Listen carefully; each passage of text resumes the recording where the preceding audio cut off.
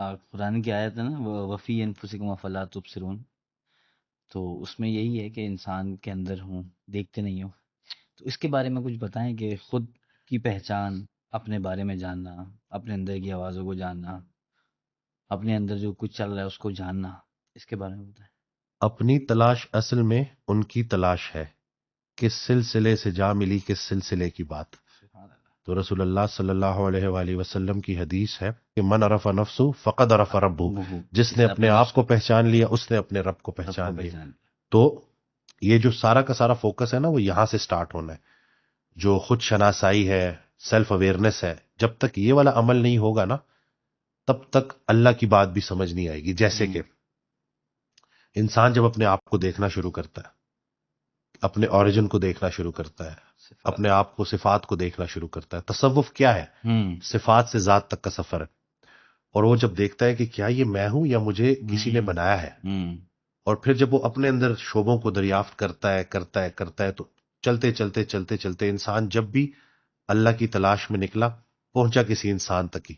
اللہ والے انسان ہی ہوتے. تو یہ نہیں کہ وہ جب اپنی تلاش شروع ہوتی ہے نا، تو پھر اللہ تعالیٰ اس کو رائٹ ڈائریکشن میں لے جانے کے لیے.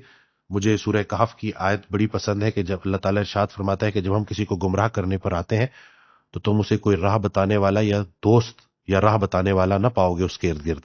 یعنی کہ اللہ تعالیٰ گمراہ کیسے کرتا ہے کہ رہبر چھین لیتا ہے اور دوست سنگت، اچھی سنگت چھین لیتا ہے. تو یعنی کہ جو اپنی تلاش میں نکلا ہے نا کہ میں اپنے آپ کو دیکھوں خودی، ٹھیک ہے نا، تو حضرت کہا کرتے تھے کہ خودی سے اگلا مقام بے خودی ہے. ٹھیک ہو گیا نا. تو انسان جب اس پروسیس میں چلتا ہے کہ تو پھر ایک وقت ایسا آتا ہے کہ وہ کسی نہ کسی ذریعے سے اللہ تعالیٰ اس کو اپنے تک پہنچا دیتا ہے. اور وہ ایک بڑا پیارا شعر ہے کہ اس نے اپنا بنا کر چھوڑ دیا، اس نے اپنا بنا کے چھوڑ دیا، کیا اسیری ہے کیا رہائی ہے.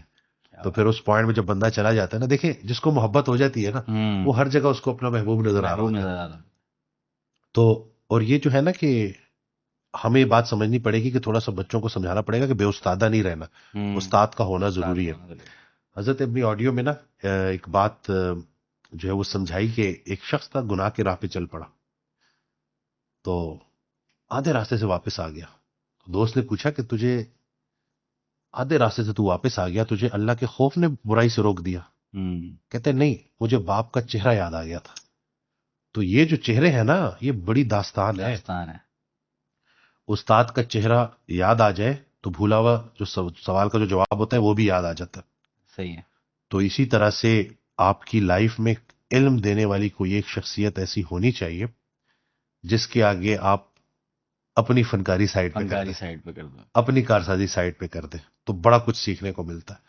اور لیکن اس کے لیے پہلے اپنے اوپر وہ جو اپنی جو ڈسکوری ہے نا، اس کا سفر شروع کرنا ہے.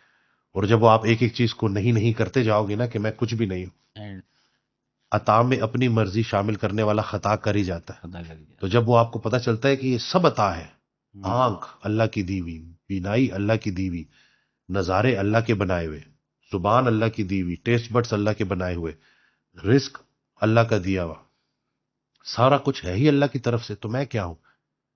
تو وہ جو ہے نا، یہ بات جب انسان کو ریئلائز ہوتی ہے اور پھر اسی تلاش میں جب وہ نکلتا ہے تو اللہ تعالیٰ پھر اس کو کسی نہ کسی کے ذریعے اپنے قریب کر دیتا ہے. اللہ والوں کی جو محفل ہوتی ہے نا، وہ اصل میں اللہ کی محفل ہوتی ہے. اللہ کی محفل ہوتی ہے. زمین پہ آپ کو اللہ تو نہیں ملے گا نا، لیکن کوئی اللہ والا ملے گا. اور کیسے پتا چلے گا کہ کوئی اللہ والا ہے کہ نہیں ہے؟